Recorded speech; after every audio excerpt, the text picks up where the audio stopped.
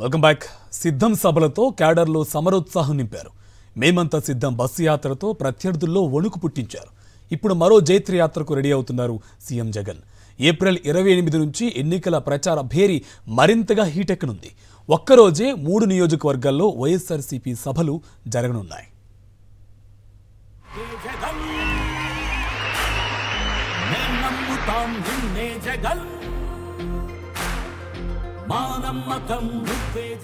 April 28 నుంచి ఎన్నికల ప్రచార భేరీ మోగించనున్నారు జగన్. ప్రతిరోజు 3 అసెంబ్లీ నియోజకవర్గాల్లో జరిగే బహిరంగ సభల్లో ఆయన పాల్గొంటారు. ఆదివారం ఉదయం తాడిపత్రిలో జరిగే బహిరంగ సభలో సీఎం జగన్ ప్రసంగిస్తారు. అదే రోజు మధ్యాహ్నం వెంకటగిరి, ఆ తరువాత కందుకూరు పబ్లిక్ మీటింగ్స్ లో పాల్గొంటారు.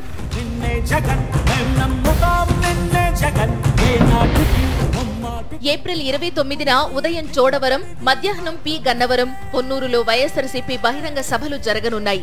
ఏప్రిల్ 30న ఉదయం కొండపి, మధ్యాహ్నం మైదుకూరు, పీలేరు పబ్లిక్ మీటింగ్ లో సీఎం జగన్ పాల్గొంటారు. మే 1వ తేదీన ఉదయం బొబ్బిలి, మధ్యాహ్నం పాయకారావుపేట, ఏలూరులో బహిరంగ సభలుంటాయని వైఎస్ఆర్సీపీ రాష్ట్ర ప్రధాన కార్యదర్శి తలసిల రఘురాం తెలిపారు.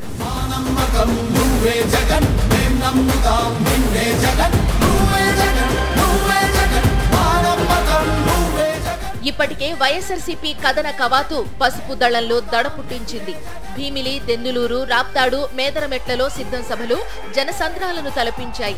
తెలుగు రాష్ట్రాల చరిత్రలోనే అతిపెద్ద ప్రజా సభలుగా నిలిచాయి.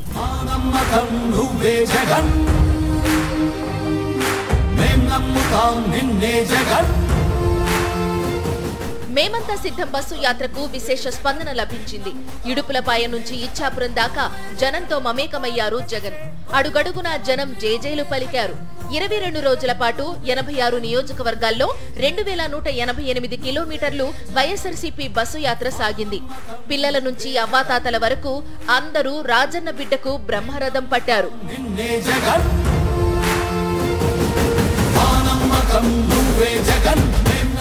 జగన్ను ఒంటరిగా ఎదుర్కోలేక చంద్రబాబు, జనసేన, బీజేపీలతో జతకట్టిన జనస్పందన కరువైంది. కూటమి సభలకు ప్రజలు మొహం చాటేస్తున్నా ఖాళీ కుర్చీలే దర్శనమిస్తున్నాయి. దీంతో కూటమి శ్రేణులు నైతిక స్థైర్యం కోల్పోయి చెల్లాచెదురవుతున్నారు.